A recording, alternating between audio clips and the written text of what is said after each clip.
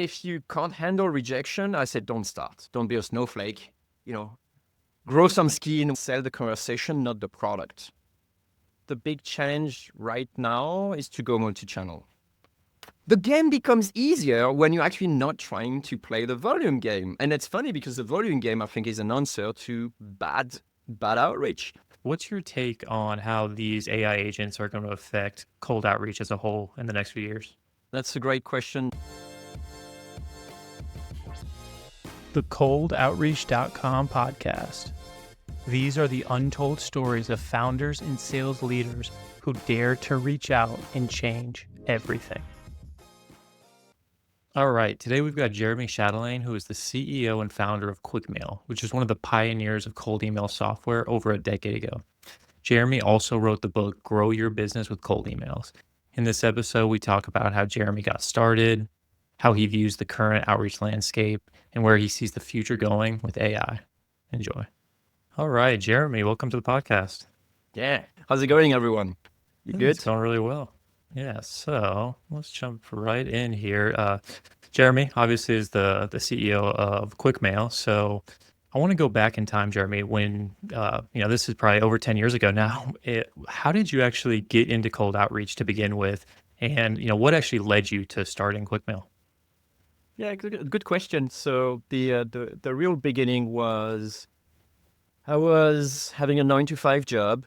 So I was an employee for like 15 years, and I kind of wanted to do my own business. And so I joined an entrepreneurship program called the Foundation.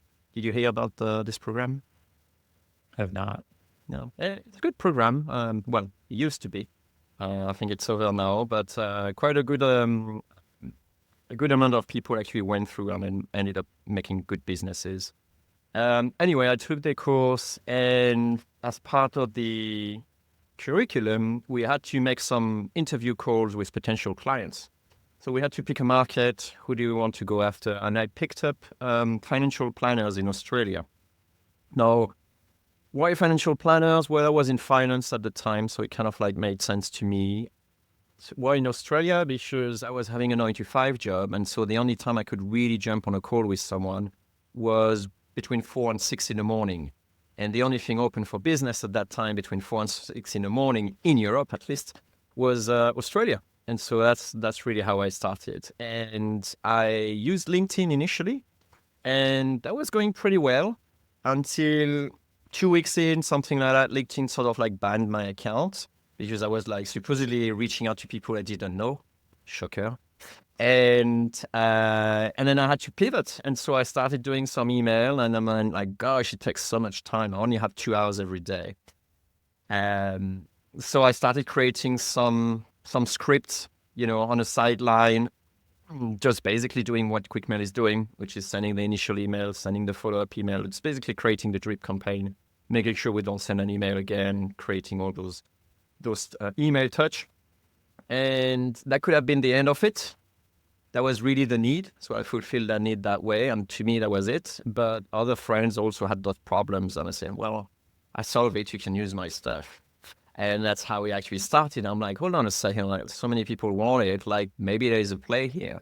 And so I started actually contacting other people in the world. And turns out that, the rest is history. Love that. So you were able to solve your own problem, and then others kind of caught on and said, okay, I've got to figure out how to solve this too. So email came about organically, like the process of sending email, deliverability, all that came about organically in your mind. When did you make the full pivot from servicing financial planners in Australia to creating QuickMail? Yeah, those are actually good questions, because, the deliverability and so on, like we were 2014. Like I basically literally send emails and people apologize after the second follow-up coming up and to me like saying like, oh, I'm really sorry, I've been totally swamped and so on. It's like, I don't know who the hell is this person, but it's like, great, let's jump on a call. But so all those deliverability things had to actually were actually solved along the way, because every year there is a new problem. And so every year you had to sort of like figure out. The way I pivot was basically when I started. So I started giving the script away to some friends, or actually the access to the script to some friends. And one of them asked me like, hey, why don't you actually start charging it? And I'm like, dude, it's just like a few scripts, like no one's going to pay for that. And then reluctantly, I actually just started putting like a PayPal button. The button was doing absolutely nothing except charging you $9 a month. And the very first day, actually, someone just bought the product. And I remember I was actually pissed because I'm like, dude, that's a distraction. I want to focus on my financial planners in Australia. You know, sometimes you don't really see what's in front of you, right? In retrospect. But that's really how it started. And then I reach out to this guy and say, hey, why did you pay? And he said, Jeremy, I'm locking in the price. I'm like, okay, I'm annoyed. But so I started doing like an offer. I said to everyone like, hey, this is $9 a month. It's not, you know, it's never going to be as cheap as that. And turns out lots of people starting, you know, buying it. I'm like, okay, now it's $19 a month. Like, and people keep buying. And I'm like, maybe there's a play here. And that's really when I put on pause the outreach to the financial planners. I've been doing like 70 interviews by that point, at that time. So I was like 70 interviewing, I kind of knew the market and so on. But those guys were paying me.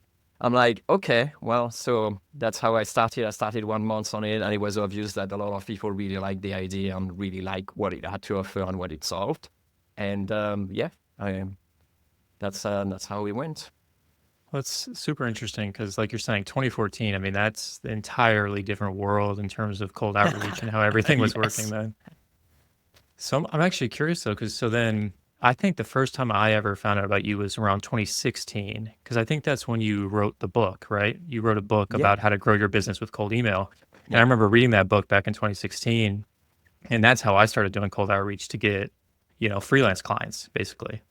So I'm curious, what prompted you to write that book, and how did that affect the growth of QuickMail? Yeah. Good question again. So the book was kind of like a painful experience. Um, I only got myself to blame, really. But it was basically, again, I was still in this entrepreneurship group. And one of the big thing at the time, 2014, was really authority. And people really had to appear as, you know, coming from a point of authority and then knowing stuff. And, you know, I was this person who actually just, you know, creating that software. And I needed also the word to spread. So I decided to actually do like a small book, basically putting all the things that I knew about cold outreach, because I saw, you know, a lot of people doing the same mistakes over and over again. And I thought, well, let's just share that with the world. So I created the book, but I naively say like, it's not going to be that long. So I actually put it on pre-purchase on Amazon, and I have some of my friends like, hey, you can get it, whatever, and so on. So I had to deliver at the end, because the way Amazon was done, at least at the time, that has been a long time since I wrote a book. But at the time, you had to actually deliver, otherwise they will banish you from being able to publish again. I'm like, oh shit, I have to really finish it on time. So that was really painful at the end, but super glad I did it. It helped a lot of people. It did bring a lot of organic traffic, but that was also, like you mentioned, 2016. So, you know, by then it still sells to this day, which is weird because it really is an updated version. But it did actually just brought a lot of people who knew nothing about cold outreach to this world, and sometimes with great success. So it did meet its goal. Would I do it again these days, right now? I don't know. Maybe. It's still it's still something that provides authority, and it's a good experience as well to do. But mine is different than actually, you know, writing code and running a business. Which makes you think, by the way, that everyone who is actually living from writing, you know, just take with a grain of salt everything they say about business. That's what I'm gonna say. So when it came to using cold outreach as your main strategy for growing QuickMail, how did you go about targeting? Because I mean, you have a plethora of businesses that you can go after. What was your Yeah. process to be like, okay, how did you think through dialing in your ICP, your targets in order to get the most results? Yeah, it's one of those things, like, it took me like 10 years to nail down my ICP, right? Again, it's my first business. You know, I'd love to tell you, like, in retrospect, everyone can look like smart as ass, but in fact, it's just like a lot of things is just luck. It's luck and timing. I was really fortunate to actually start this cold outreach automation business with just two competitors. right? There was Outreach.io and maybe Reply.io. I think we were the only, that was us three. That's it. That was the market. And so we opened it. And so I was fortunate enough because the market kept growing and growing. So I was fortunate enough to be able to make plenty of rookie mistakes, right? And so, why do you need an ICP when most of your efforts is about like educating your customer about what you're actually doing? And it could apply to a lot of people. Basically, what happened is one friend in the entrepreneurship group I'm talking about just gave me like a list of SaaS businesses. They say, hey, Jeremy, just go and target them. Your stuff is awesome. I'm like, okay. I ran a campaign, worked super well, ended up with like lots of clients. After running those 800 SaaS, that list of 800 SaaS, I think I was about like 5K a month, right? And that's from, $29 a month type of pricing, basically. So that went super well. Yeah. Well, so I'm curious, how did you actually learn to do cold outreach? Was it just something where you just trial and error where you tested, or was there like a mentor you had? Like, how did you actually learn to do the outreach yourself? Uh, I don't think it's really that complicated. So like I mentioned, you actually when I reached out to financial planners, right? So that was my initial experience. I learned a ton out of that. Then I looked at what other people, then I reached out to friends. I reached out to my group. I reached out to SaaS businesses. It's not that complicated when you actually know who you want to reach out to. You just like make sure you write an email that is actually, not much fluff, clear enough, provide something the other person is interested in. And if you do it well enough, then people are just going to reply. So that's not really the complicated thing anymore. That's the first part. Then the learning is like in 10 years, you obviously see a lot more because obviously I also look at my customers' campaign. I look at what works, what doesn't work. Then on top of that, I have a podcast for now 7 years with Jack Reamer. I was talking about him like, in Miami. And he's the sort of like flip side. So I am the technical founder. So I come from a technical background, so I can understand how things are working. I put things together. It always have some sort of like formula in my head or like something that actually makes sense, for a piece of information. And it actually comes from the world of copywriting. And then, he's actually owning like a lead generation agency. So he actually talks to customer, create campaigns for a lot of different customers and so on. So every week we were like talking together, and that's sort of like minds to mind as well as, we also do it as a podcast, but mostly we do it for catching up and then exchanging ideas and stuff like that. So that's the cool part of it. So it kind of rubs on you as well. I think it's just basically, it's hard to really suck at something when you're passionate about something and stay for a very long time. Like it's been like 10 years for me. Yeah, I feel like the hardest part about being in the game is figuring out how to stay in the game, right? A lot of times people will come in, moment, yes, flash in the pan, right, and then they come out. But success is really just staying in the game as long as possible. What was the most surprising response that you received from doing your outreach as you grew QuickMail? In the beginning, it was definitely people apologizing for, not answering my emails. These were golden times. You could send hundreds of emails. Deliverability was like, just basically make sure the email address is correct. It will always reach the inbox. This was amazing times. Nowadays, it's much harder. You have to be way more methodical. You have to have a better plan of action. You can't just really wing it anymore. Like these times are over.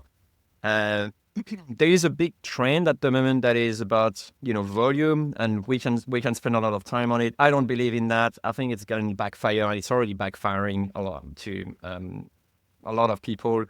But these days, I don't think I'm getting the reply I want these days, right? So not many are surprising me. Like I've seen enough rejection. Nowadays, people don't even spend time rejecting you. Like it's over. That time is even over. Like, in the past, I remember like at the beginning, so obviously people apologizing for coming back to you. Then they started insulting you because like, oh man, one of those guys again. Let me just like make sure they're not going to email me ever again. And then I think nowadays they just like ignore it when you're actually reaching the inbox. So things change. I don't think I'm getting surprised anymore. I've seen like so many things these days that, not much surprise to me. Sorry. Well, yeah, no worries. So I'm curious, I mean, now and in the past, how do you mentally deal with the rejection? Because a lot of our audience, they're getting into doing cold outreach and they have a lot of fears around being, rejected, or like you just mentioned with the volume approach, it might be backfiring and hurting their reputation. So how do you view the concept of rejection? It's a good question. Because it used to be a problem in the very early times, and nowadays, either it's not so much a problem anymore, or it's just that it's too basic for me to even think of it. You see what I mean? Yeah. So for rejections, you have basically a few strategies to deal with it. Well, the first one is basically just, don't be a snowflake. Just be a, grow some skin, whatever you guys are saying. But that's the first thing. The second one is simply to have someone else doing it. So, for example, in QuickMail, one of the cool things I have is like, I don't watch the replies anymore. Like these times are over. Basically, what happened is we have our reply handler handling the replies. I don't even see the replies. I just jump on a call when there is a call, So those are the sort of like benefits you have when you put like a process in place. Like it's not even an issue anymore. You could also auto-categorize them, so you should only look at the positive one and just ignore all the negative ones. In fact, we have auto-unsubscribe as well. So if we detect it is unsubscribe, we just unsubscribe and we don't even see it. Sorry. So those are great way to handle it. Now, you're mentioning like someone who actually want to start, right? And I'm thinking if you can't handle rejection, I said don't start. I was like what's the point? Like, if you can't even like handle a rejection, like don't even start. Like you're not going to be doing very well in business if you can't handle any rejection whatsoever. Hard truth. Right. I mean, sometimes it takes a hard truth in order to get to growth. You know what I mean? Well, so I want to go into some of the interesting things that occurred over the past 5-7 years is that we instantly Instantly and we saw Smart Lead come into play. How did you adapt to them entering into the industry? What was that experience like? Yeah, it's interesting. But it's not our first rodeo. Like before that, there was Lemlist, right? Before that, there was Woodpecker, right? So, the industry come and goes. The only thing I do is, heads down, keep doing the work. And we came up with like, things that Instantly and Smartly stole from us. And it's okay. It's just fair game. Like, for example, we were the one inventing inbox rotation. They stole it. Lemlist was the one inventing, auto warmer. They stole it.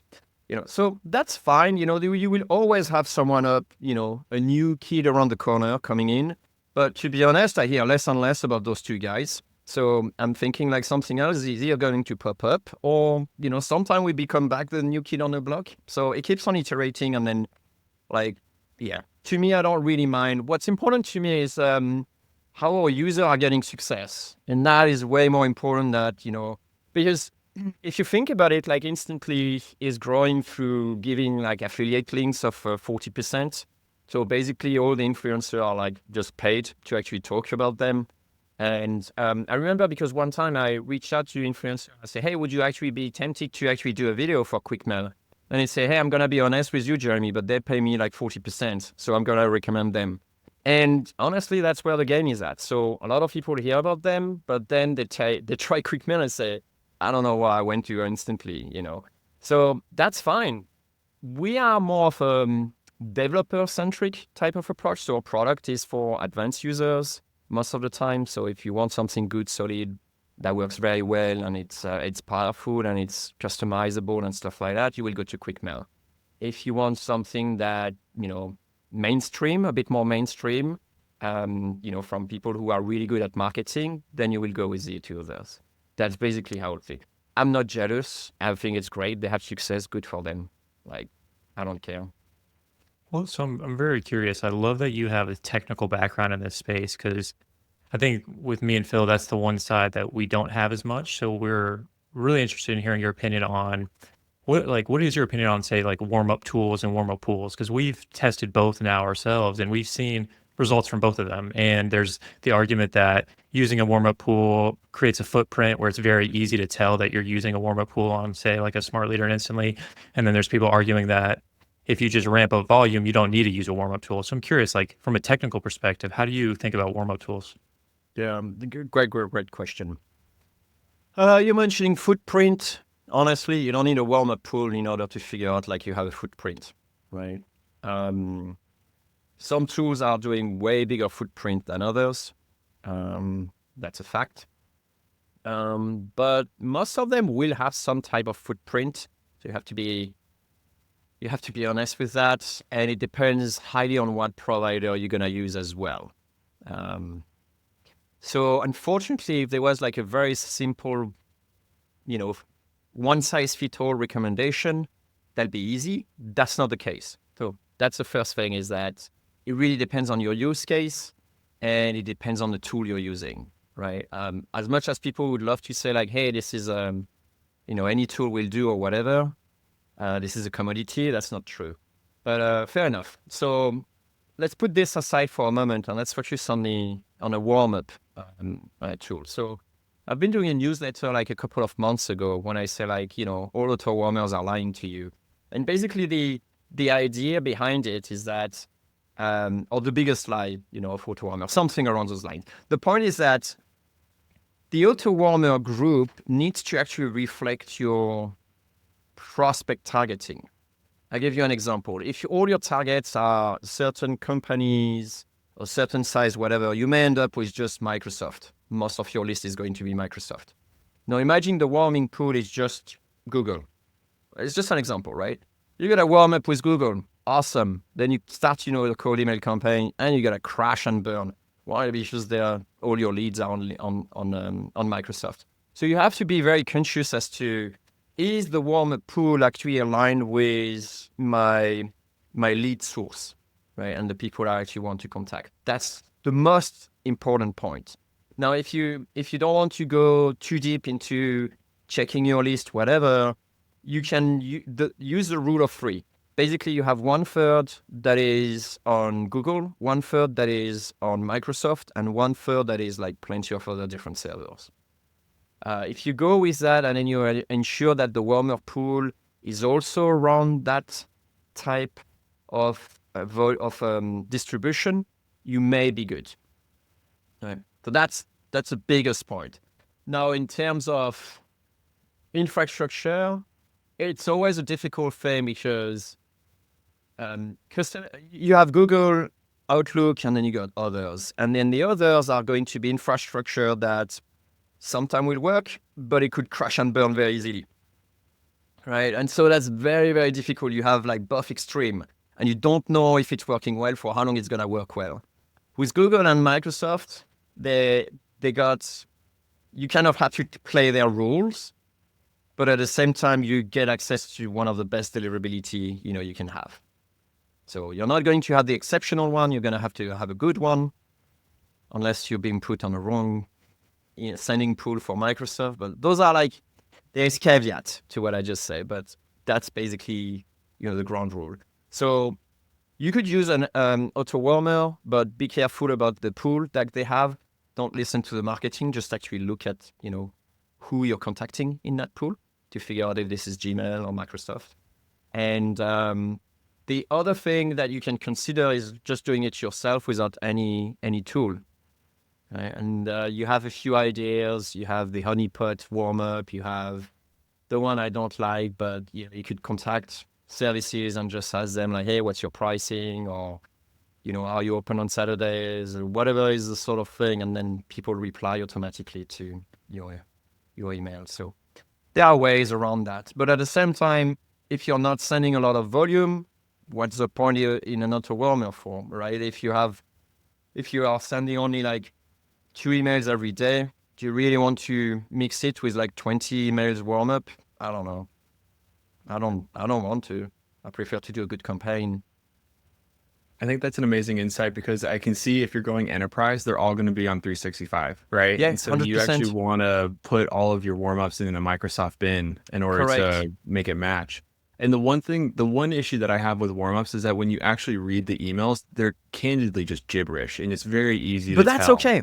This is a crazy thing. It's like, it's actually okay. What you have to take is take this gibberish and then ask ChatGPT or Claude to actually say, what's this email about? And the funny thing is, he's going to come up with something. Even if it's gibberish, he's going to say, well, it's a bit confusing, but they seem to be talking about X, Y, Z. And I think that's good enough. Like, do you really think that, they are going to spend like a lot of effort as ESP to make sure your email really means something? No. Right? So sure, you could use AI to create those fake email, but I think what's more important is making sure people don't flag you as spam. And I think the flip side, which was the promise of AutoWarmer to remove the signal of spam, is not good enough anymore because of the ratio that they now expect on the spam rate that is acceptable or not. Meaning you're gonna have to send so many emails to offset one flag as spam that it's not even worth the game anymore, in my opinion. So, Well, what does deliverability look like in 2025 and beyond? Like, what do teams need to do in order to get their emails into an inbox now? So we had super success with, we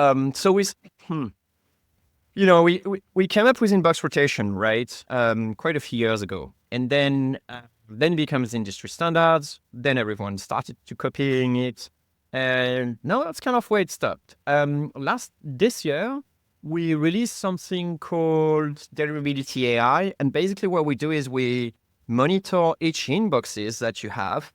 And if one inbox is actually just having a dip in performance, we just remove it and then rechange it automatically with something else. So it's like kind of like a superseding inbox rotation. So inbox rotation and management. So if one inbox is having like a little bit of a bad day, we'll just replace it automatically. So you end up with having this auto management that sort of like keep your campaign at a certain level of deliverability, right? Despite having a few inboxes that kind of fall, so they get replaced. That's cool. I think that's the next level. Now, the next thing I did, one night, I was just like, it was 3:00 in the morning. I remember it was this year again. 3:00 in the morning, I wake up and I'm like, man, what would really be good is that if each email is like unique. And I'm like, I bet we can do that with AI. And so I just woke up and I started working. And then 12 hours later, we had the best feature, I think, in QuickMail so far, which is the reword. So we had reword with AI. And basically, every time QuickMail is going to send an email, he's going to take the content. He's going to ask the AI to say, hey, can you rephrase that, slightly differently, whatever, and then send it. Now, we tested it. And since then, we rolled it out to everyone. But it is actually a game changer. In terms of deliverability, purely deliverability, yes, it's a game changer. Because now the spam filter won't be able to tell you, like, it looks like the last 3 emails that this person's been sending. It's like, nope. They're all different. And the crazy thing is, now it's actually good enough. The AI is good enough that they probably say the same thing. And it's very difficult to figure out exactly, which one is the AI version, which one is not. Game changer. So that's 2025 for me. Well, that's super interesting, and I'm glad you say that because that kind of matches with what we've seen is that one of the biggest factors was spin tax, but this is just taking spin tax to the next level, right? Like Exactly. That's really Exactly. 100%. You don't need spin tax anymore. You just switch it. You just switch a tick box, and that's it. So it makes also. Oh, that's funny. We had to migrate recently, yes, just yesterday, we migrated one client from Instantly. And then they have those sort of like brackets, random. And then you have to, like, man, the whole template is unreadable, absolutely unreadable, right? But with Reword, you just have the template. It looks good. Yeah, that's fine. You click the button, and every email that's going to be sent with this is going to be different. It's just like game changer. You can do, A/B testing now becomes not about like wording. It becomes really about ideas. Like, okay, so for example, QuickMail is really strong on advanced stats. It's really strong on deliverability. Okay, I'm going to test those two things. One, I'm going to talk about deliverability, see if it resonates. The other one, I'm going to talk about, advanced stats, see if it resonates. And that is true A/B testing. You don't need to do A/B testing for variability anymore. And I think that's a beauty. Yeah. That's super interesting. So I'm curious though, in terms of you mentioned like that helps a lot with not getting in the spam filter. And I totally agree. I'm curious though, there's kind of two schools of thoughts. Like traditional wisdom in cold outreach says like, you got to follow up multiple times. But one thing that we started testing was like, we saw all the spam complaints were coming usually from the follow-up, right? So we started doing campaigns where there is no initial follow-up, but the follow-up is actually like a quarter later on a totally different thread. So it's never like you're just, kind of spamming someone like without them responding. So I'm curious, what's your take on follow-up? Is it something you think people should be doing? Do they need to be doing it differently? Like, what's your take on follow-up? Yeah, follow-up is a great topic. Just want to close down. You're mentioning like the reword is great to get like different emails and not getting by spam filter. I think it's also the solution, or it was our solution, to also prevent Microsoft from blocking you from even sending. Because I don't know if you know, but since July this year, Microsoft put some sort of enhanced, sort of like sensitivity filter. That is, if you're sending too many times the same email or whatever, they will think like, oh, you're a bulk sender, and they will block you automatically. And all your email won't even like leave the ASP to go and reach someone else. So by enabling the reword, we were able to bypass most of that. So that's a great thing as well for sending. So even your sender provider is actually checking you when you're sending emails. So that's an extra step or extra hurdle. Now, when it comes to follow-up, those are a really great question, because it's always the conundrum as to like, how many times do you follow up? And how much are you willing to take possible spam being flagged as spam versus effectively getting replies? Those are great questions. In the past, we were like, keep following up, man. Only 18 touch. Oh, man, you're so behind the game. Keep adding. So that was like fun for moments. I think these days, you're doing it the right way, which is basically you need to space them and not necessarily have them always linked, because people nowadays, they're doing like shortcut in their decision making, which is, right, if this person is like sending me a follow-up, it means I already decided to ignore the first one. And so I'm not going to read the second one, and you're automatically just deleted and so on. At the same time, follow-up are important to keep getting good replies from your list. So let me give you an example, Nick. You have 3 people that you're contacting, 3 people that you think are really good for your list, right? So those are great clients to have. Why would you ever want to call them only once? Like to ask them only once? That's stupid. You would want to call to reach out to them again, but maybe with a different angle, maybe with a different proposition. It's like, hey, if you talked about like again for QuickMail, if I talk about deliverability and I didn't get you moving on deliverability, maybe I'm going to talk to you about like how great it is to have an entire team in QuickMail and how you can actually and then if it still doesn't work, then maybe I'll talk to you about your stats, right? Or advanced stats, like how do you get visibility on what works and what. So I think it's important to think like the only people that says how many people should I follow up is because they don't trust their list. Their list is just like too broad. I'm just basically blasting to everyone, and not everyone is counting. So I think if you start shifting a little bit your mindset and thinking like, this is really my ICP, this is the people that will benefit 100% for switching to my product, you don't want to let them go. And so you got to try different things. I think personally, so follow-up, I think of you need to change your value proposition and your CTA. It could be like, Nick, too busy, happy to send you a loom. Will it be done? That's a great follow-up. I am not like saying like, hey, did you read my previous email? Like those bump email, like, oh my gosh, please save us. I mean, great. 2025 is not going to happen anymore. But those ones are genuine. Like, Nick, got it. You may be too busy. Would you be okay with me sending you a Loom video? Right. Or, Nick, we just released this. I thought, that you'd love to know, is that interesting to have a conversation? I think the other thing that I'm thinking as well is, I think you'll be much more confident to follow up if you're trying to actually sell the conversation, not the product, right? If, Philippe, if I hit you and I say like, hey, buy QuickMail right now, it's going to be like, put your guard and so on. But if I say, hey, see great stats, do you think it's worth, me showing you more? I'm like, maybe. What you got? And I think that's much better conversation. And so you're mentioning those new people coming in and so on. They've been super pumped by those influencers that told you they're sending millions of emails. They do, but the result is really poor when they do send emails. But it's like, you don't have to do that. You need to actually just genuinely want to have a conversation with that person. And if you come from that end, then, a lot of things will be much easier, including follow-up. And then the last thing I would say about follow-up is think about channels, right? Some people are way more accessible on WhatsApp, Facebook, Twitter, LinkedIn, whatever. So sometimes the follow-up doesn't have to be on the same channel. Like I send you an email, okay, you're not responding. Maybe I'll send like a connection request on LinkedIn. Say, hey, super cool podcast you guys have. Just wanted to say hi, right? And if they accept the conversation, maybe you send another email, or maybe you carry on LinkedIn. That's my other take on follow-ups. Does that make sense? I'm glad you brought that up because I drew two things from that I think are interesting. One is I think threads, like replying to a thread, is not effective anymore. I think going with what you said, trying a new angle, a new hook, is more effective than just trying to bump a thread. Because I'm like that, where if I see a thread that I just immediately delete because it's like I clearly did not want to respond.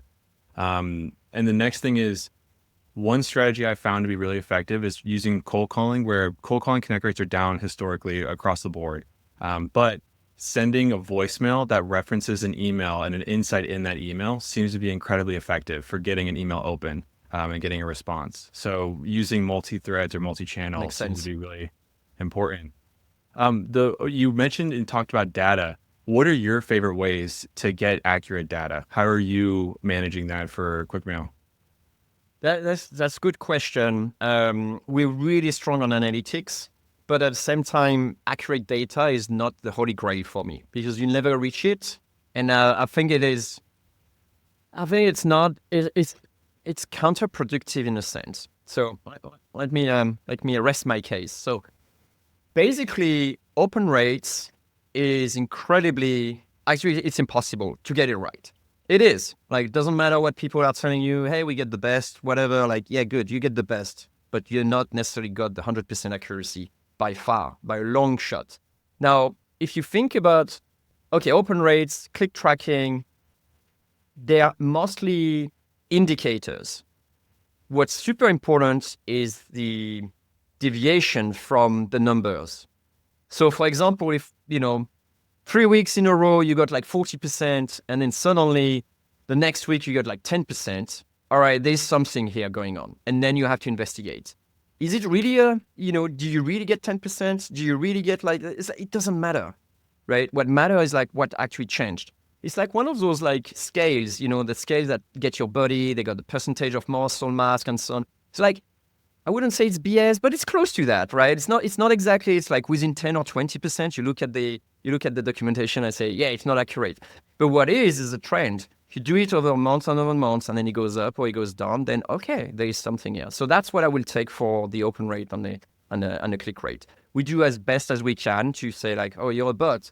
We have some unique features that actually just delay us recording clicks and opens based on your configuration. So for us, we wait 30 seconds after having sent an email to make sure that every click or opens is starting to be recorded, right? So that's useful. You could put it to 2 minutes. If you're contacting governments, you probably need to put it to 5 minutes because their system is pretty slow and so on. But that's pretty much the best you can do. You can either ignore false positive or false negative, but you can't really have the perfect number, right? That's my take. Got it. So I'm curious. You've already mentioned that you are using AI already, and it's proving helpful. And we're seeing a bunch of different AI agents in terms of AI SDRs and AI go-to-market tools. And I'm curious, what's your take on how these AI agents are going to affect cold outreach as a whole in the next few years? So yes, AI is going to play a role. The question is where, and everyone's trying to figure out where. So I tell you where I use it, where I think it's super helpful. So right now, what we do is we have our own ICP, which is mostly like lead generation agencies. In a broad stroke, they really benefit from our tool because we can help with having multiple accounts. We can help with having aggregated information at different levels. So makes everything easier for your team and so on. So that's our ICP. We got it a bit more defined, but that's basically a broad stroke. What we do next is we get some databases and we figure out like, okay, give us a list of lead generation agencies. And like every database is going to be crappy. It's going to have like data, like, you're going to have, hairdresser even. It's like, what the hell is a hairdresser doing in my list? You got those sort of things, right? We all know that no matter what database you're using, it's not going to be clean. So in the past, all you needed to do is just, never bounce it or whatever. You remove all the one that bounces and then you contact, and if it doesn't work, it's okay. Nowadays, you have to be a bit more specific in your list. So what we are doing now is we're actually running this list through AI. And basically, we have the AI going and checking automatically the website and answering a few prompts for us. Like, for example, like, is it a lead generation agencies? Do they actually, offer email or LinkedIn automation? Because if they don't, then they're not really, or ICP or target audience. So we have actually the AI doing that. And based on the result of the AI, then we actually populate a QuickMail campaign, right? That's one thing. The second thing is sorry, let me just backstep a second. The interesting thing with the AI agent is to do the sort of like grunt work that could have been done by your $4 Filipino or $4, VA virtual assistant that could actually perform the task. Nowadays, we have those tasks that are actually done by AI that are actually better done faster with no holidays or no sickness days, whatever. It's just like it happens all the time. That is really great when AI actually helps you with the process. Reward is a fantastic part as well. So it actually helps with your process. What's not so great is AI being the creator, meaning like they go ahead and then they create stuff for you and then you just review that. You don't want to be the reviewer. You want the AI to be the reviewer, right? So initially you want the AI agent to be able to produce some stuff for you to give you ideas. Here's some rough idea of like a rough structure of your email. Okay, cool. Or you could use AI as well to give you some ideas about like, hey, check my website and tell me what are my biggest like key selling unique value proposition. Then they will come up with a list and say, oh, I like this one. And then you say, okay, well, let's start. Build me like a draft email or structure email using the AIDA model, or build me, using something else. So it's great as a brainstorming tool. As an agent that is doing it, I'm not convinced yet. Maybe 2026. Right now, I think like personalization's been one of the worst things coming up from AI this year and last year. Maybe next year it'll be there. I don't know yet, but that's my take on AI. At the moment, I think it's super interesting. I'm tinkering with AI. Well, Reword is a perfect example of that. Reword with AI, but I'm still cautious to have that as an individual person driving a key part of the process. Meaning, for example, automatically replying and as a reply handler. I think that's possible, but it still requires a little bit more tweaking and is going to take a bit of time before it's available to everyone. But of course, I'm doing R&D, so there's things that we're working on. Well, so it actually correlates with what I've seen work for us and for what I've seen work for the people that we've spoken with is AI sentiment analysis is more effective than AI writing. Because it's just like, it can't create. Maybe I should say, take a step back. It has a really difficult time providing unique creative insights as opposed to providing analysis that you can take and say, Correct. Okay, negative or positive reply. That's really effective. You had mentioned about personalization. That's a hot topic for me personally. Is like, what does good personalization look like in 2025? Um, okay, we can talk about personalization. I think I've always seen personalization as more an alignment with your list and your offer than it is about like fake properties on your CV or whatever, right? It's hard to get it right without sounding fake. I think we can all agree on that one. And then if you add AI on top of that, it's just laughable, right? So you have to personalization do work when it's well done, and right now it's really tricky. Meaning, I still need to see something that works when it's done with AI. Okay? I prefer a non-personal email that is like spot on my problem, that is actually solving my thing and proposing some interesting, proposition. Meaning, again, like I say, like, here's what we do. Like, does that actually sound something that you'll be interested in talking further? I prefer this type of approach rather than like, oh, huge fan of your podcast. Oh, yeah? What episode did you watch, guys? All right. It's like, I don't know, right? It used to be actually, the funny thing, I think it's last year.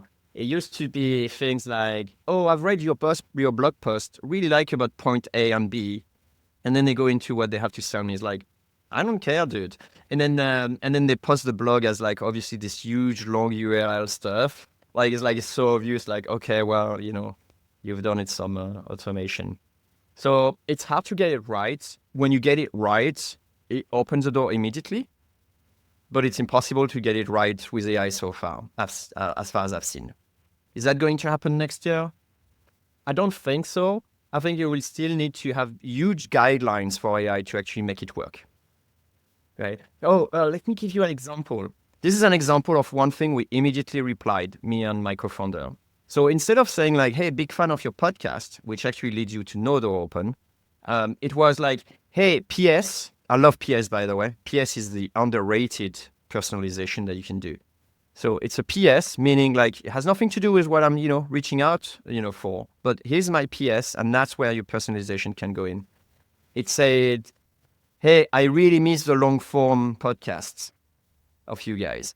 I'm like, oh, gee, that's so thoughtful, because we actually turned from doing like 30 minutes podcast to just like 10-minute podcast. But we were like doing that for the last 6 months. So obviously by default, that person has been more than 6 months, listener or whatever. Maybe not, but I mean, that's hard to put off with AI, right? Yeah, that's really interesting. And I think you're so spot on about the personalization. And I think that's why what you mentioned earlier, the Loom video still works so well because you can't obviously do it with AI. I mean, maybe HeyGen and some of these video tools will get there next year or the year after. But right now, like you're saying, mentioning something that's very specific in a Loom video is just, it immediately proves that you did this one-to-one. And we've seen, skyrocketing reply rates doing Loom videos like that. So here's a question for you, Nick, actually. You're mentioning about like new starter. And what really bothers me is to hear about those, just buy like 10 domains, just send 2 emails per inbox, whatever. But it's still playing like the volume game. Like, instead of doing that, why don't you just like sit down, pick 20 people you really want to connect, write this, and then do a special Loom for them. It will take you as long. It won't burn your domain. You will get greater reply. You will get it all gets easier. The game becomes easier when you're actually not trying to play the volume game. And it's funny because the volume game, I think, is an answer to bad outreach. So, advice, to everyone starting is like, start doing it in low volume. Don't try to go for volume. This is a failure.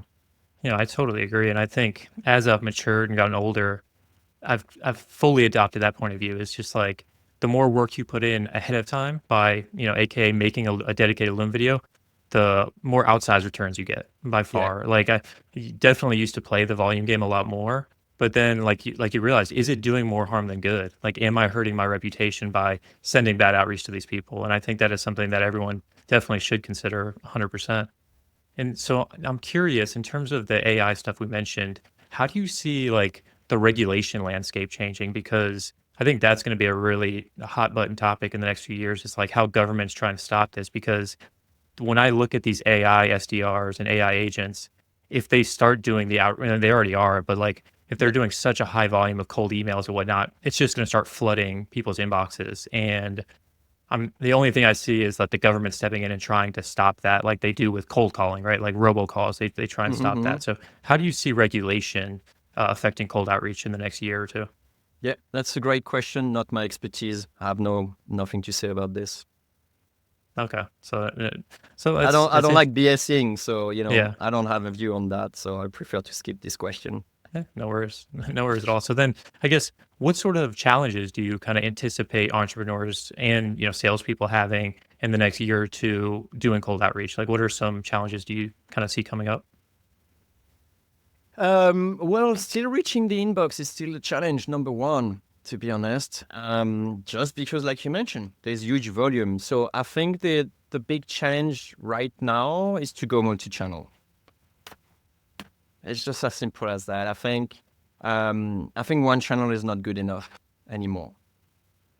And I'm not saying that because QuickMail automate LinkedIn and emails. There is a reason why we do that is because we think that one channel is not possible anymore. And I think it's because of saturation. And everything is cyclical. Like you mentioned, now people start to get like good results with cold calling. I was like, everyone moved to cold emails because cold calling was not working.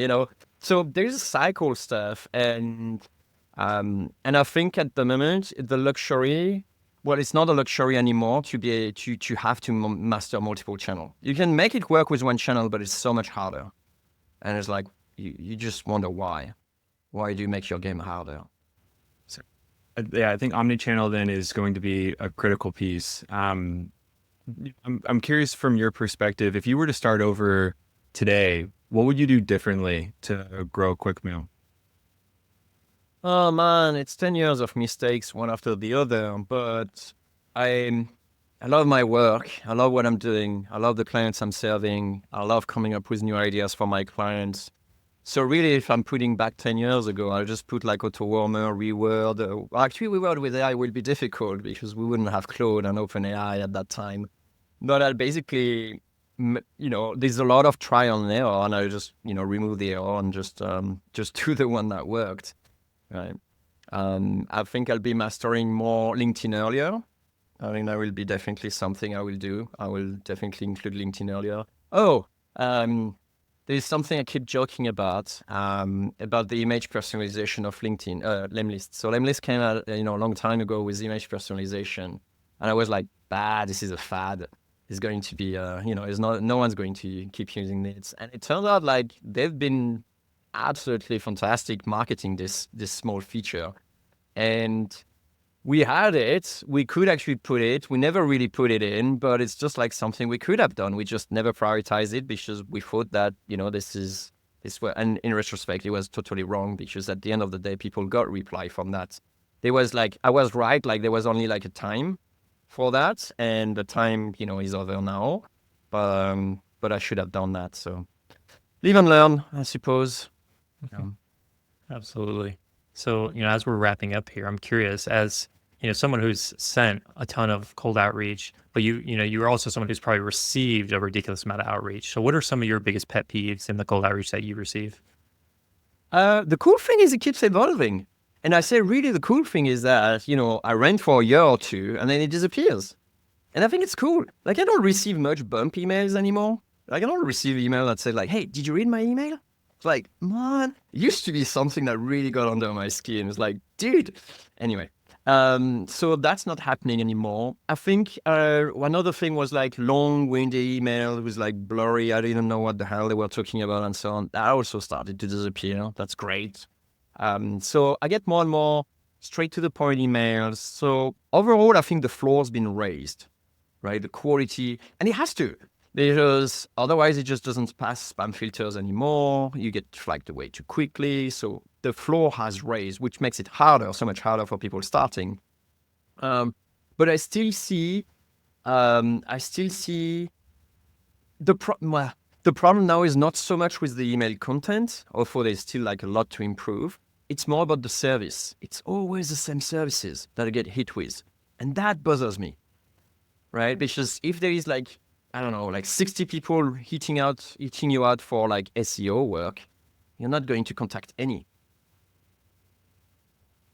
Why? Because you don't have trust in any of them anymore, right? But if there is only one every year, it's like, oh, maybe I have a call with that guy, or maybe I have a call, like, what do you got? But if I receive like 60, it's like, I'm not acting on anyone. It's a paradox of choice in a sense. So 100%. I say you have a difficult time if you're an SEO agency doing outreach. It works, but it's difficult. And I think it's the same thing, like try to figure out really like what's really new. Like just don't say SEO agency. Say, we help you build links or for like, this is actually coming too often, or we help, with technical SEO. Or like you have to niche down even more. You can't just do like, hey, we help you grow, or we help you like, it's just SEO. It's just like two bigger things. So I think I'd love people to niche down a little bit more, not just think of, the broad service they're into and trying to see like, we're going to catch a bid, we're going to do a big net, and then we're going to see like they must be willing to do something in SEO world, whether it's link building, blog exchange, whatever it is.